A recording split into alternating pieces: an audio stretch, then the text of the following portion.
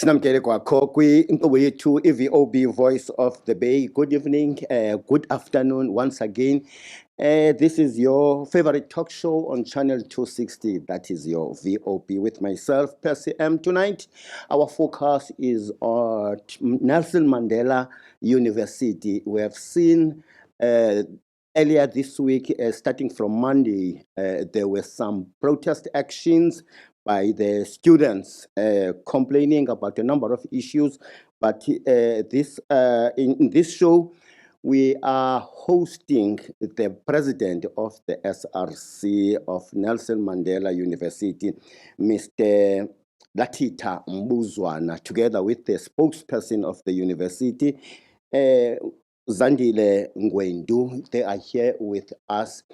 Another guest or other guest that will be talking to them are political leaders. Now that next week the Premier of the Eastern Cape will be delivering his State of the Province address. So stay tuned on Channel 260, that is your Mpumakapa TV. For now, let's welcome our guest, Mr. Latita Mbuzwana and Mama U Zandile Ngwendu. Siyanamkela kwinkqubo yethu i-VOB Voice of the Bay. Mr. President, siyakwamkela. Thank you. Guilty as charged, Latiti Langa Kambuzwana, the current sitting SRC president at Nelson Mandela University, the chosen one by students, the voice of the voiceless, and the representative of those who can't represent themselves. President of the SRC, earlier this week, you were supposed to be in the classes as students, but we have seen some protest actions. Why are you protesting instead of being in classes? All right, thank you for this platform, and to the viewers at home, I just want to take this moment and greet everyone. It concerns me, rather saddens me, that 31 years in democracy, we are still speaking about the same issues pertaining to higher education. We, as the DASO-led SRC of Nelson Mandela University this year, we said let's perhaps have a different approach to the issues, because these issues are annual issues. They are issues that are there constantly in each and every year. It's issues that have always been there. And we said, let's come back on the 6th of January this year when the university begins, so that we can plan, propose, because we know that these issues, we foresee these issues, and we know what these issues can lead to. We had various engagements with the university from different departments, student housing, student accounts, financial aid, to propose ideas. For instance, we said there's an issue of unfunded students. There's an issue of advanced diploma students. Advanced diploma students are funded by the university only for tuition, which means now, and by the way, they were previously funded by NSFAS, who covered tuition, accommodation, and living allowance. Now the university funds them only for tuition. University because by funding them for only the tuition, we acknowledge the funding, but by funding them for tuition, you are creating a problem for housing, student housing. You are creating a problem for financial aid, because they will need something or some form of assistance to eat. That's one of the problems. We said allowances become an issue on when they can be dispersed. But fortunately this year, NSFAS had said to them, from February to June, they are giving the university the freedom to distribute allowances. We've engaged financial aid to say, you can't allow students to go to class. How are they going to function? Noting the fact that the university has been experiencing a decrease in graduation rate, a decrease in pass rate or academic performance, simply because you say to children, and some of them can't even attend those classes because there's another problem of shuttle services, which is the transportation that takes the child to school and from school back to residence. So those are the challenges that we have outlined. We said you can't operate with 90 shuttles. You can't, on the first academic year, you say you have 90 shuttles and you want to operate to full capacity to take and cater for all students to their respective campuses. You can't. Increase the shuttle services so that by the time you are going to school, those shuttles are available. Mr. Mbuzwana, you said earlier on you started your engagement with the university as early as, as January Yes. this year, Yes. early this year. Did you find each other? We didn't find each other simply because there's something called student work access group or task team, something like that. But it's a collective of these various departments that are major towards the readiness of the academic year. There are different departments like housing sits in that department, protection services is part of that department, financial aid is part, student accounts, you name them, all the departments. So you didn't find each other in all the issues that you tabled in front of them? It's not necessarily not finding each other, but it's the arrogance and negligence for them to attend the issues. Let's allow the spokesperson of the university to speak on behalf of the university. Mamuzandile Ngwendu, these are the allegations. Udwam, let me also take this opportunity to formally greet you and the viewers at home. Indeed, this time of the year is a very pressured time in the higher education space generally, not just at Mandela University. I think that the issues that we are seeing in the university playing out on our campuses right now are national issues that the majority of universities are plagued with. I think it's Latita mentioned that 31 years into democracy and I think it's very important to keep in mind the contextual background of the higher education space in the last 30 years. I mean, it was in 2015, 10 years ago, this year, that students fought for free decolonized education. And that offset and kind of gave impetus to long-standing issues or thoughts that the government had around widening access to the poor and working class. So what we're seeing today, are the fruits of that struggle. The doors of higher education in the country have widened. I mean, you would have seen reports about how there's a demand.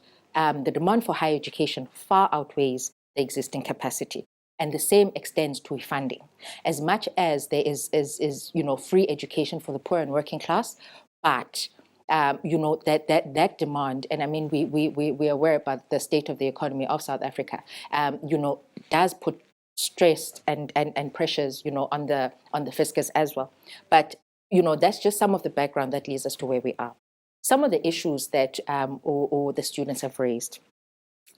Indeed, some of them are within the university's direct control and others not, and particularly on the part of NSFAS funding, right? So the university has always been committed to ensuring that no student, academically deserving student, is denied an education just because of financial constraints. So that is something that Nelson Mandela University is very resolute about, in line with its posture of being, working towards social justice. So we're very much aware of that. So there will be hiccups at the beginning of the year.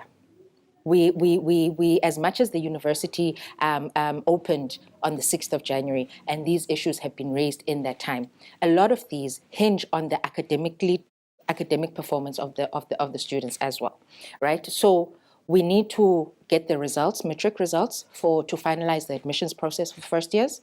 We need to wait for re-examination results, sometimes for the readmission of the progression of returning students. So there's a lot of process time and process matters that are at play.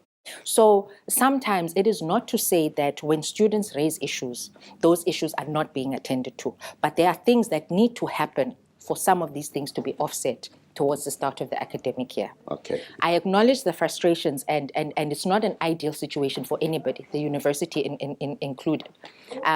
But the efforts are there, and they continue to be there to address anything and everything that affects students, because we are in a university that prides itself on being student-centric. Let's leave it there for now. We'll go for a commercial break and continue with our discussion around the challenges facing the students together with the University of Nelson Mandela Bay. But after the break, We'll talk about the resolutions, if they are there, and other things that are related to this matter. Let's go for a commercial break.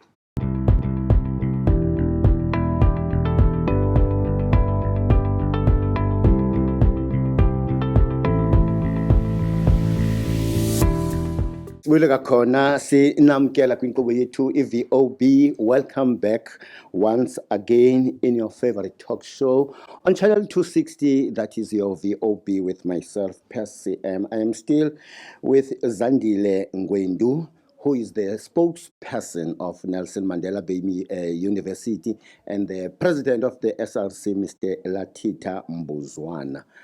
Mr. Mbuzwana, before we go for a commercial break, you have raised a number of issues where the spokesperson has responded on behalf of the university.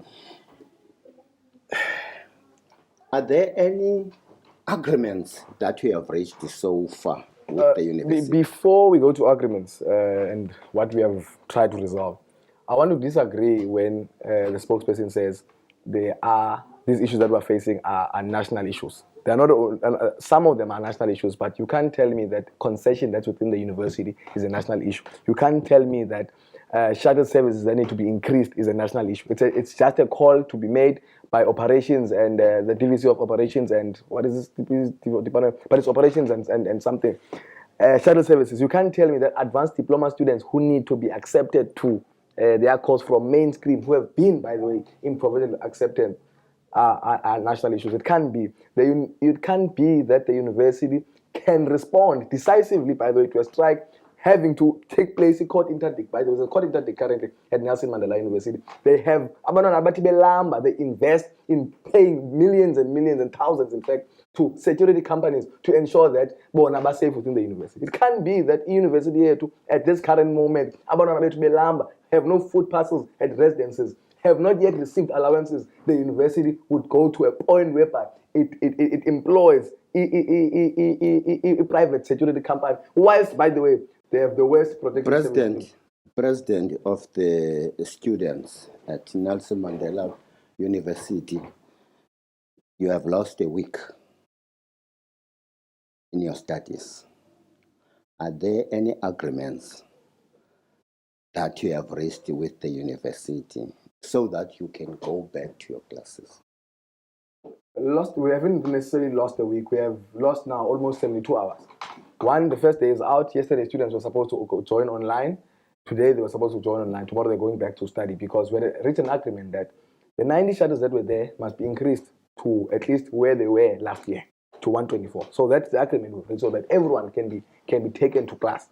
2, allowances of deserving funded students have been released, and the book allowance as well, because we said you can't say to a student they've released that. Thirdly, they were reached an agreement of fast tracking the concessions, because we saw the concessions are responded to at a very late stage. So we said fast track the concessions so that everyone can be able to register and go to class. So those are the primary agreements that we had so far, but engagement is continuing. Let's allow the spokesperson of the university to confirm what you are saying, President of the students. Confirm the spokesperson. All right. But Percy, indeed, as the President has put it, there have been these agreements that have been reached. So, as he says, the 90 shuttles have gone back to 124, as well as allowances having been paid to students. The NSFAS living allowances being paid out to students. And in terms of financial concessions that the university gives, so what the university did since January 2016, recognizing, that the cost of education can be quite high, and while there is free education, there is the so-called missing middle, where the family household income is between 350,000 and 600,000. So what happens with those is that they are granted concessions, provided they meet certain criteria one of which being that their household income shouldn't exceed 600,000. So those concessions are not necessarily funding, but they are a relief mechanism in the form of a down payment exemption or allowing a student to register while having a debt mhlambi from the previous year. So in that regard, I think we received more than 8,500 applications in that regard. And so we've been working through the process, Yaleyo. So the initial response time was within 5 working days. Muthulatita has said that there was an agreement reached to expedite that, understandably, because now there was pressure because classes were soon to uqalis. So those are amongst the agreements that were reached. And one of the other bones of contention was around accommodation, where we saw, a number of unfunded students who were coming onto campus, without confirmed academic and residence admission statuses or funding. So those students, there would be long queues outside the accommodation offices. But one thing about the university, abamyeki umntana alale ngaphandle uyenzelelo. So there were funds that were released to be able to house these students at some of the off-campus accredited accommodation, at a cost to the university, to try and assist while they are waiting for funding yabo to be confirmed. Now, the one thing we need to also remember is that the financial sustainability of the university is something that needs to be taken into account as well. While we are resolute in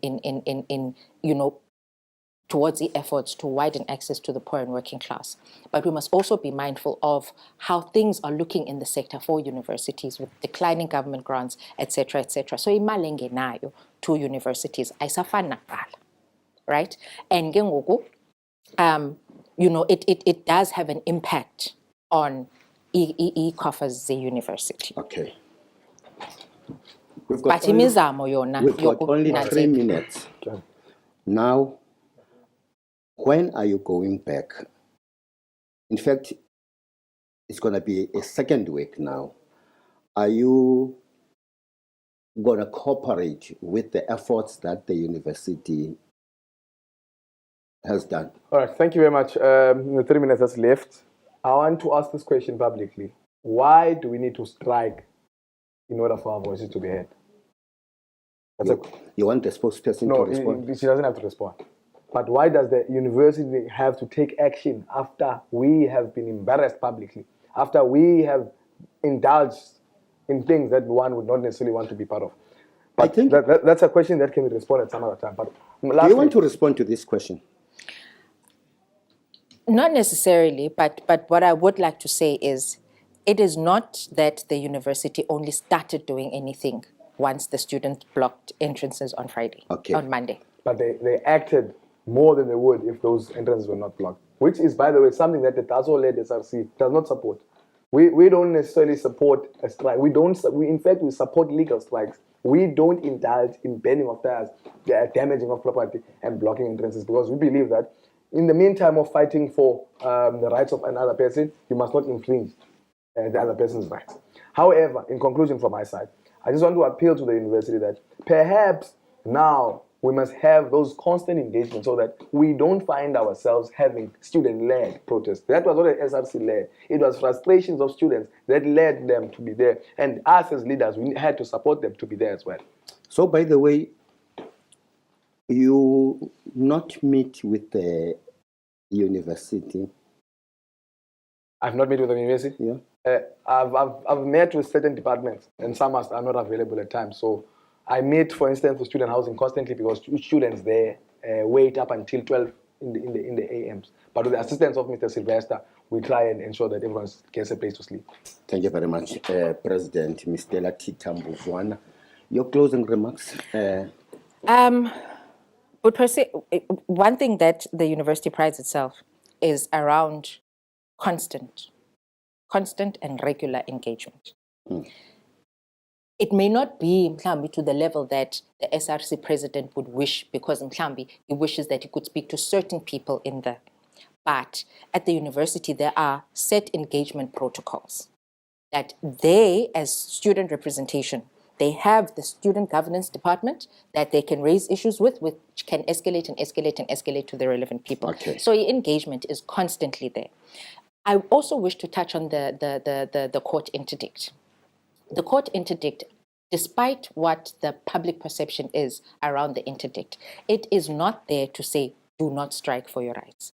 It is there to say, while you have the right to protest, protesting should not infringe, like Ulatita was saying, engaging in illegal strikes or legal strikes. It just protects everybody within the institution. Those that are disgruntled and wish to protest, and those that wish to continue what does with the the business. interdict say about the strike?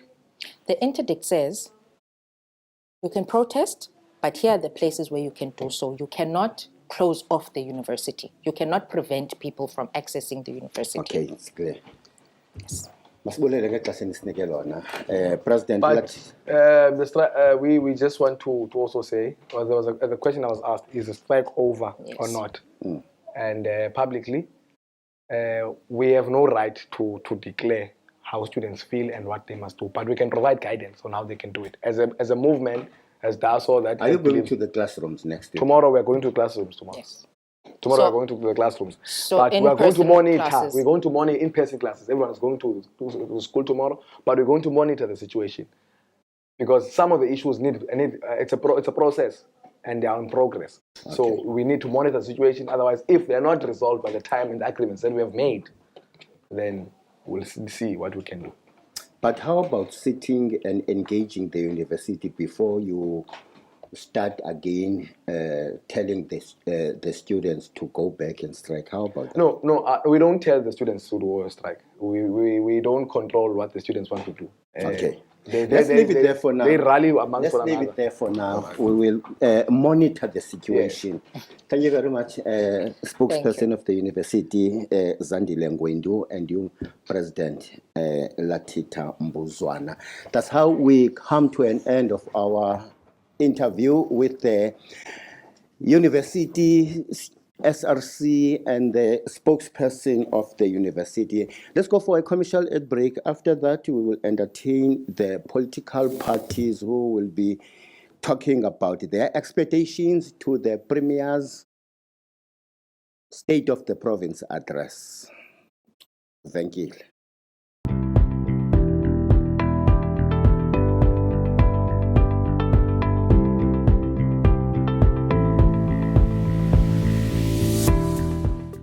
Siyanamkela kwakho kwi-inkqubo yethu i-VOB. Once again, good evening and welcome to your favorite talk show. That is your Voice of the Bay with myself, Percy M. Now I am joined by the provincial spokesperson of Democratic Alliance, Georgina Feldman, together with Honorable Mxolisi Secret Buya, who is a member of Patriotic Alliance. They are here. They are going to tell us about their expectations now that this coming Friday, the Honorable Premier of the Eastern Cape, Lobabalo Oscar Mabuyane, will be delivering his State of the Province address. Honorable Mxolisi Buya, welcome, and you too, Georgina Feldman. What do you expect from the Premier's speech on State of the Province? Thank you very much, Mhlekazi Upupis. For us as the Patriotic Alliance, there is a lot of expectation based on what is happening on the ground. Really now we are saying it's time to work together with the leading party and all the opposition so that we can change the lives of the people on the ground. So what do you mean when you are saying it's time to work together? Do you want the ANC to form a GNU of some sort with you? In the Eastern Cape, that will never happen, Putpes. But as a leading party with the outreach majority, if they can take our views also into consideration, because remember at the province, that's what we are saying. yes, because remember at the province, the ANC are the majority. So Tina as opposition, whatever that we propose, if they don't want to pass it, they will not pass it, because every item in politics, we must vote for it. And in all portfolio committees, they are 60% than the others. That is not So in compromise. essence, you are saying they must also listen To us as opposition. to you. Yes, Okay. yes. Because we will find in Dokuba, most of the time, I'm not saying that something is not happening. Most of the time is the oppositions that are more on the ground with the people than the ruling party. You see, that's what is happening. A typical example now, Sis Leader Georgina from ETA is saying she's coming from the ground, same as me. You understand? We are coming from the ground. So what I was saying, our people from the Eastern Cape is very rich. Now that you are coming from the ground, what are people saying? People are tired, Putpesi, of empty promises. What And- are they saying? People need a government that will bring better opportunities for them. You see, people need people who've got heart for them. People who can say that as a government that you are running for them. What are your I want you to be ideas? specific. Like- What are they saying? Like people are saying What do they want? people want service delivery purpose. Like? Like there's no job opportunities within the Eastern Cape. So they want jobs. Yes, people want jobs. There's a lot of, especially in the townships, there's a lot of crime rate that is very high. You see, so there's a lot of burglaring that is happening within our communities. Crime. You see, crime. So people need a government that will develop a system. So that's what we are also saying as Patriotic Alliance. Yes. We are saying as Patriotic Alliance, there's nothing that can stop a bullet than a plate of food on the table. Let's rope in Umamu Georgina Feldman, the spokesperson of the Democrat. You are also coming from the ground. Yes, of course. Yes, Thank you, Butpasi, for having me here tonight, and good evening to your viewers tonight. yes. What is our expectation from the Premier? So there's a lot of expectations currently from us as the Democratic Alliance, but look, let me start by saying that we are not the government of the Eastern Cape. We are the official opposition, and we've been trying for many years, because it's not the first time we are on this topic of SOPA. We've been trying for many years with our capable MPLs in the Bishu legislature to give our views, to put motions, to put questions, also to debate relevant items, and also give important advice to the current government of the day. But obviously that falls on deaf ears. But let me focus on one of the expectations that I really want the Premier to focus on, is the healthcare. Just last month in January, we witnessed the chaos that's happening in the Oranginza Hospital, where you have nurses and frontline workers stop working and leave our patients to look after themselves.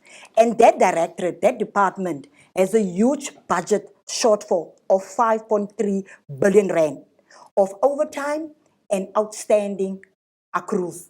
That means they don't have money to pay the frontline doctors, nurses, and staff, and emergency staff. So we want the Premier to focus, because the Premier of this province failed when we told him in the beginning there's a crisis in the health department. He failed to intervene. We want him to look into that matter. Otherwise, you have to put that health under Ilantuka administration. Because when you go to the clinics currently now, Putpasi, in the morning, our people are queuing long queues. Our clinic doesn't have the necessary medication for our people. There's a lack of medication in all our clinics. And due to that, our people are dying. Short staff. There's no security services on the clinic premises. And we can't have our people standing in queues from 4 o'clock in the morning until 4 o'clock in the afternoon, and then they are told, "Ba, akoma yeza kwe clinic." That is unfair. This department is non-existent according to me, because it can't be, as politicians and leaders of this province, that we don't intervene in this directorate or this department. Okay, let's entertain the Patriotic Alliance once again. What else do you expect from the speech of the Premier? We expect to improve, especially with the education department. That department is also one of the departments that might collapse at any time. Because now in January, we were in the visiting of the schools. The head office of the department don't have electricity. If the Department of Education don't have electricity, how much more the schools on the ground? So education also. Did you find out the reason why the district office The doesn't district have- office didn't have electricity because of they have got a huge bill outstanding that needs to be paid, and that is a crisis. Where does that bill come from? From according to the information they give, it's that it's an accumulating bill that the government needs to pay to the electricity department. Where does it come from? Then, in my analysis on the debate on the engagement, there we saw that some people that needs to go and read the meters, they don't go physical. They just estimate the previous meters of the last month and assume Where? what might be the Where are the meters are supposed to be recorded? each and every department or building of the municipality, they've got their own DB box where it has meters to be read. Now, the government's supposed to send officials to go and take the meters of the month regularly Where? at the district from the municipality at the district, so that the municipality can invoice, or the district can invoice the municipality to pay the bills of the electricity. Does the amount that you are talking about is the amount that is supposed to be paid by the schools or by the department? According to the department, some of the amounts supposed to be paid by the departments and others by the schools. Then that also raised eyebrows from us as the legislature members. How can the schools be held randomly by the department's depth? You see, because some schools are accurate in paying their bills according to the municipality, but some don't pay, they have got a shortfalls. So now, what happened now, the department take the budget from the school to pay the half of the debt or whatever amount that was there, which is still short. The department cannot run, don't have electricity because they didn't meet the requirements, payment that they're supposed to pay. How many schools doesn't have electricity because of non-payment? I think in Nelson Mandela, I'm not sure of the numbers, but there are some schools that don't have electricity because of that payment, they are using generators. They have to go and get. Are you generators. sure that some schools doesn't have electricity because of non-payment? There are schools that don't have electricity because of Which are non-payment. those schools? We visited the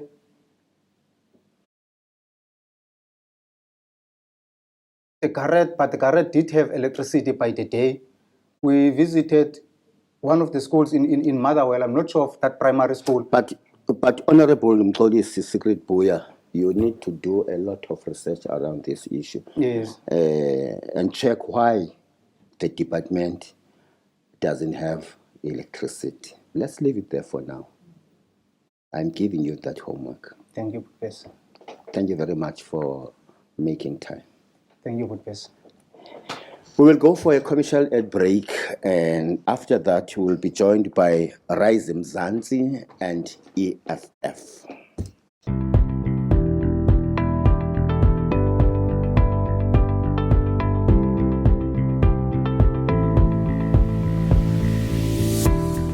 Enamkela kwakho kwinkqubo yethu iVOB Voice of the Bay kanti ngaleli thuba samkela inkokheli eziphuma kwimibutho emibini EFF ukansila Ziyanda Mqhukuyi representative ye-EFF kwakunye naye uyinkokheli yombutho iRise Mzansi uThemkosi Radebe.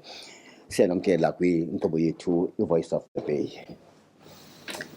Siyabulela, Professor. Let's start with you, Councillor Ziyanda Mqhukuyi. What do you expect to the Premier speech of SOPA 2025 as EFF?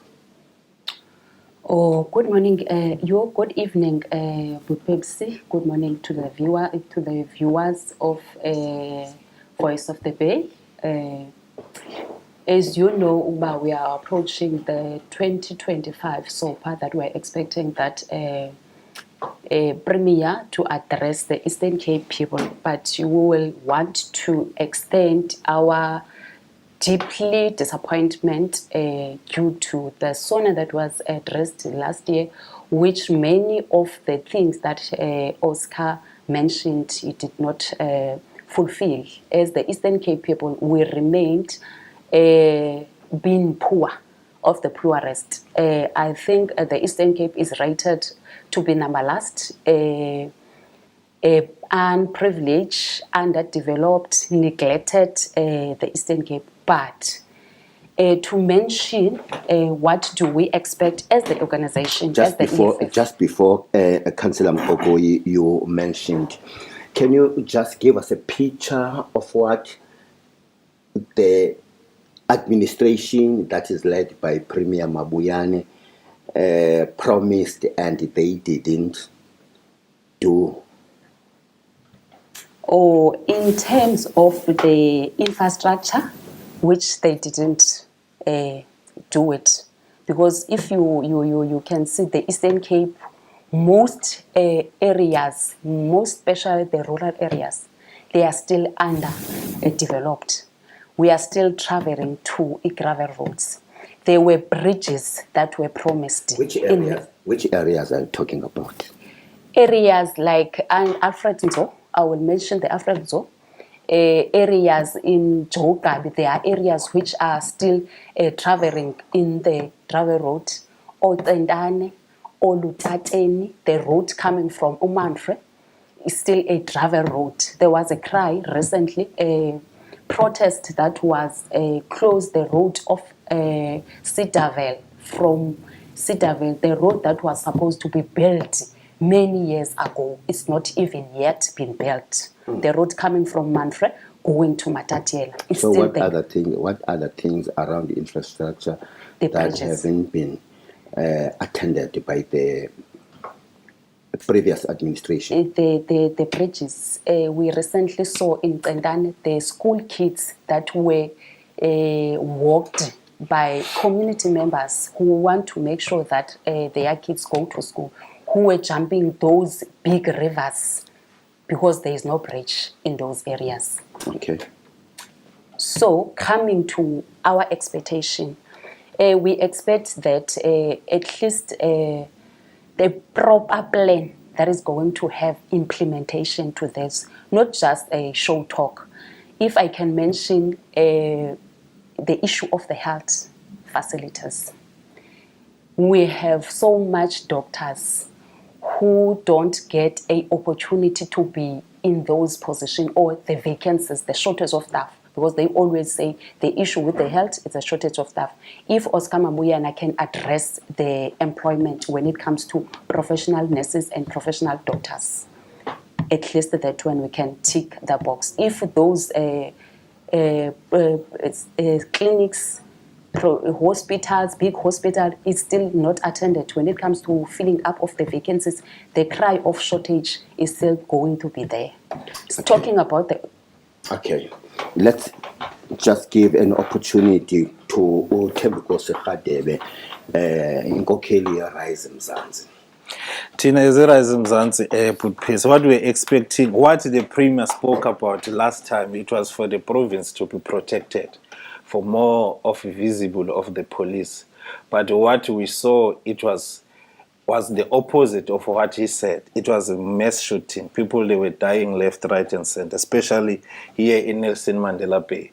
So this means what he said, it didn't happen in the whole province. Because when you look at Mthatha, the garages, the business, they've been closed. Because now, we can say it was no shortage of police, if I can say, because now when the business they were closing is because government was not protecting those kind of people, because criminals and everyone was able to do whatever they want. So what we are expecting, what we expected that will happen is that the citizens of Eastern Cape will be protected. The citizens of Eastern Cape will be able that they are safe. But now when you go to the rural areas, I think we saw the last time that in the rural areas, you saw one of the gentlemen, I think it shows on Facebook, it was beating the old mama. So it's those kind of things that the Premier, he has to make sure that he address those kind of issues. We cannot have the police station. I don't know those kind of, because when they said they reported and the police came the following day or after a few hours, which I don't know in my research, how far is the police station from where the thing was happening. So now we are asking the Premier that the citizens of all the metros, the citizen of Eastern Cape, he must prioritize that they need to be saved. I need to be saved when I go to town. I need to be saved when I go back to town. So when my kids they go to school, I need to have that heart to be sure that I know that my kids, I will come back, they are safe in the house, because some of the parents they work night shift. So we need the police visibility. That the police, they must be visible around the areas, but they cannot be visible only, probably, let's say I'm just making example in Summerstrand, but they are not visible in New Bright. I'm just making example. So where there are lots of crimes, where there are lots of shootings, the Premier knows what happened in Motherwell, in the places like Gavendale.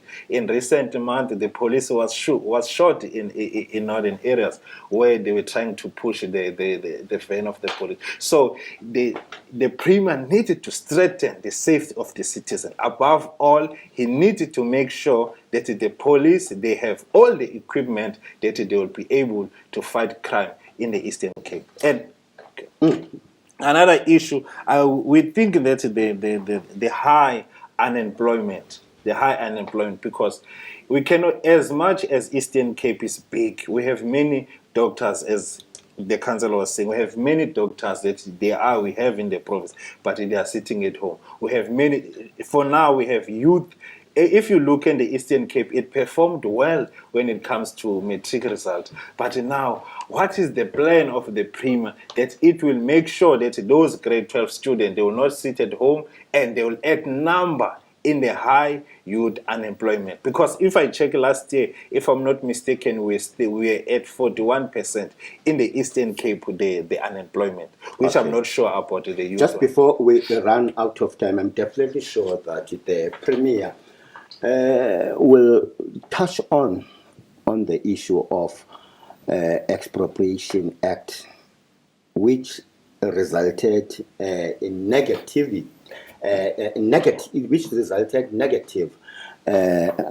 especially in the international world, like the response from the United States of America, where President Donald Trump has decided to cut all the U.S. aid. That also affected South Africa in terms of what you are saying of jobs, because some of the NGOs won't get anything and their staff will remain at home because of the negative impact of the outcomes of this Expropriation Act, according to the United States of America.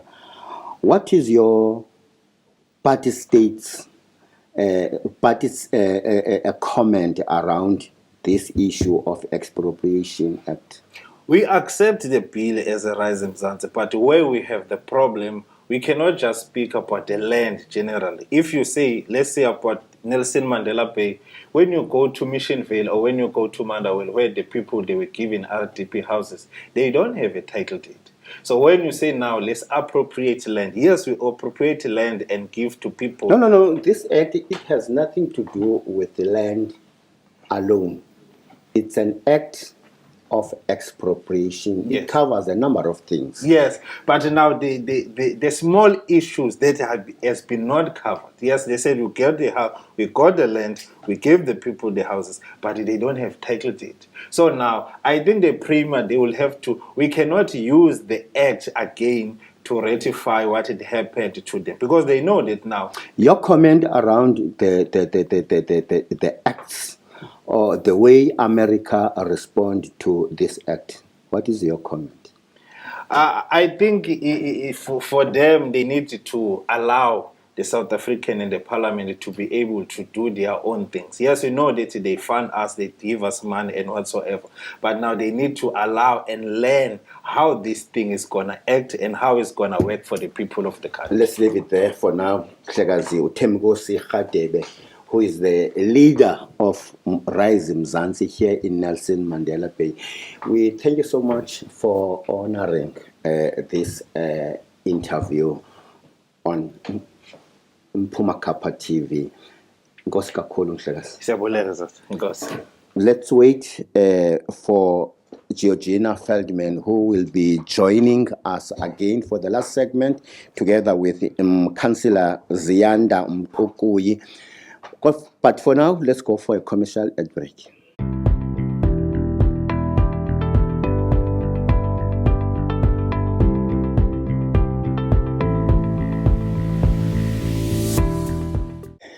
Sinamkele kwakho sesikole sipokumbela inkqubo yethu iVoice of the Bay VOB. This is our last segment with the Democratic Alliance and the EFF representatives. Georgina Feldman, who is the spokesperson of the Democratic Alliance in the province of the Eastern Cape, and Councillor Ziyanda Mpukuyi, who is the councillor here in Nelson Mandela Bay Municipality. Once again, your political parties are represented in the legislature in this province. When you are saying there are a number of issues that has not been attended since the last state of the province as this, do you think your parties that are opposition parties, especially you Democratic Alliance, because you are an official opposition party, do you think you are doing what is expected from you as an opposition party, now that you see that there is no progress according to what you have said earlier on? Yes, of course. Thank you so much for having me once again, and good evening to your viewers.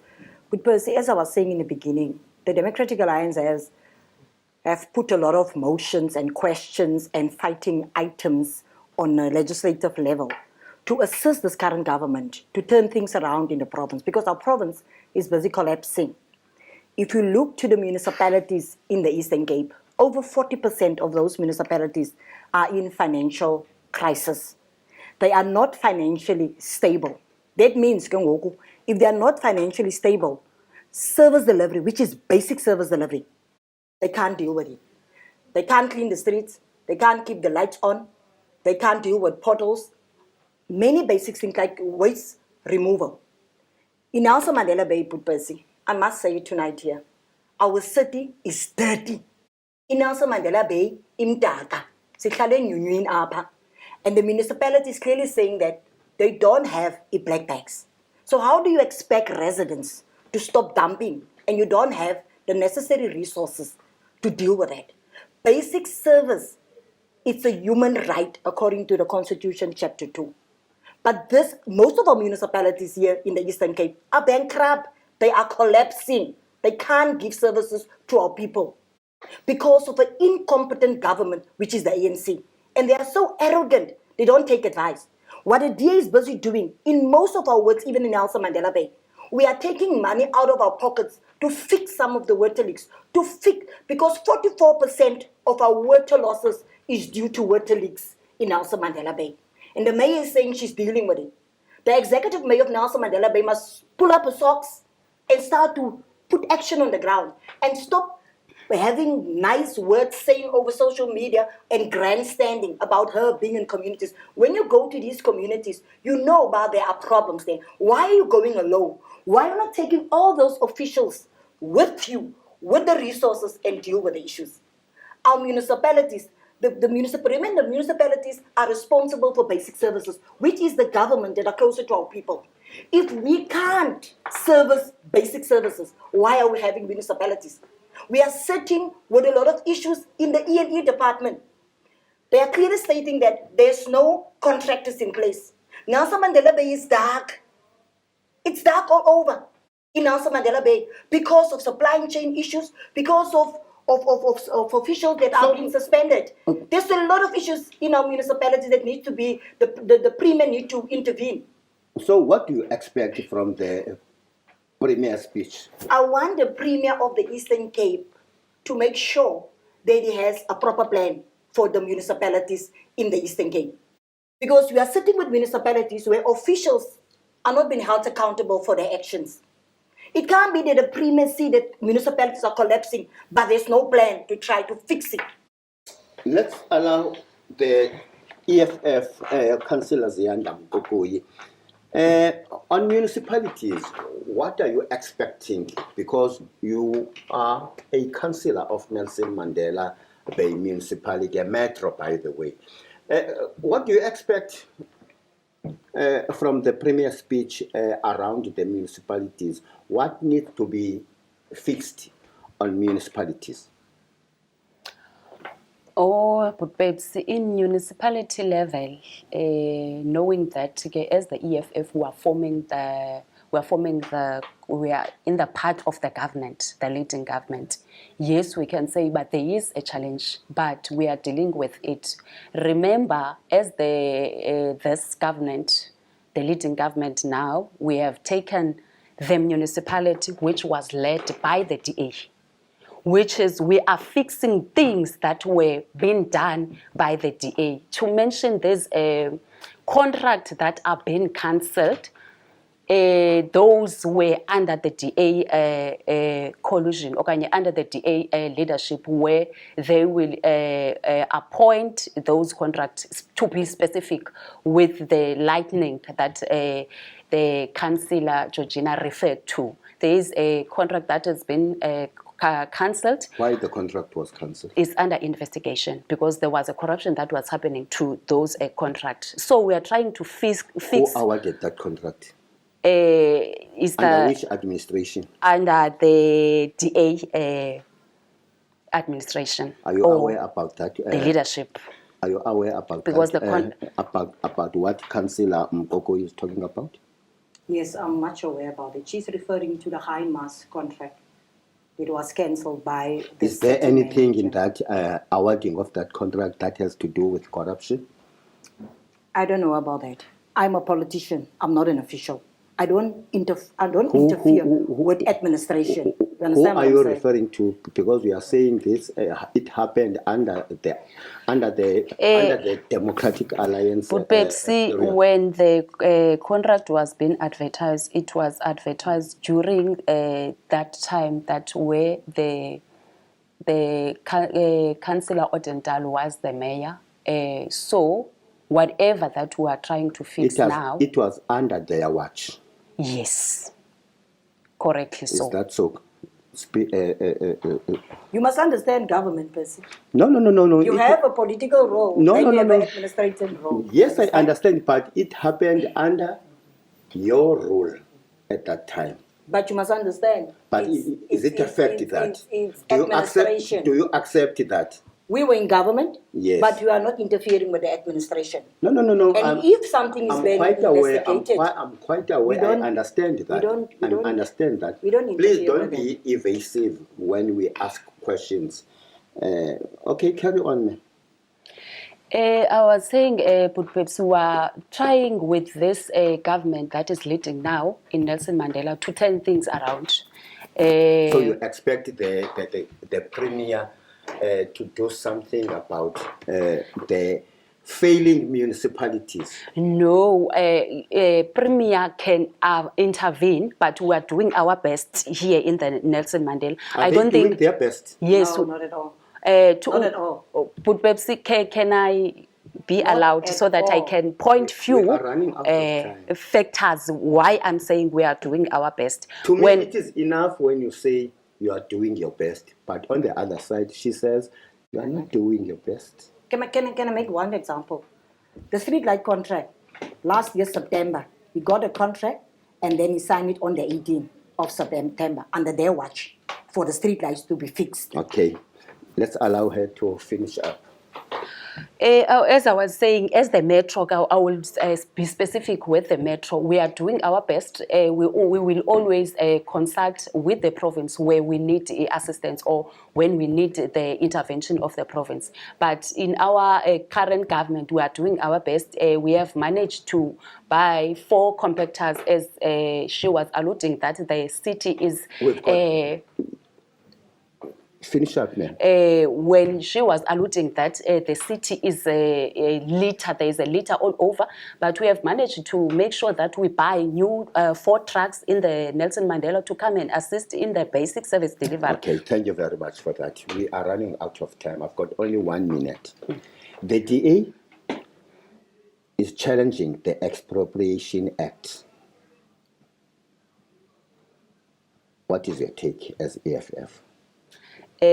My take, Betsy, when it comes to expropriation of the land without Do you a support the act? Yes, I do support.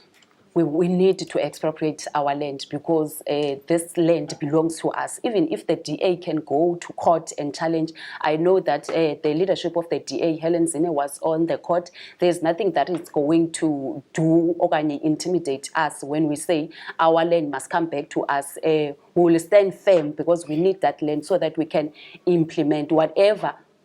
Councillor Gigin? I would say, because the DA stand firm against the Appropriation Act and will fight to defend it and protect the advance and property rights for all. That is why we're taking it to court. We're going to fight for our people. So we don't want this act? But remember, there's a lot of misconceptions outside there. And I think last week, one of our Do representatives you oppose was here. this Expropriation Act as Democratic Alliance? We are taking this to court, Budbesi. Are you, We are are you taking it to opposing court. it? Are We you are taking it to court. Are you opposing it? I think I'm doing justice to say to you, Let's leave it we're there taking for now. it to court. Let's leave it there now, for now, Georgina Feldman. And you, Zianda Mkokoyi, that's how we come to an end. Nenkubo yethu, EVOB Voice of the Bay. Thank you very much, Councillor Mkokoyi.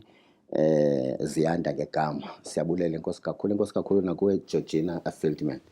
Thank you, Budbesi. Siyabulela. Budbesi. Inkqubo yethu ifikele esiphelweni ngolo hlobo ke i-Voice of the Bay sisajongile ke nakule iveki into yokokuba intetho iyawuthini na kaPremier Oscar Mabuyane. Igama lam nguPercy M. Lamani we-VOB Voice of the Bay kwiMpuma Kapa TV. Adios amigos, God bless.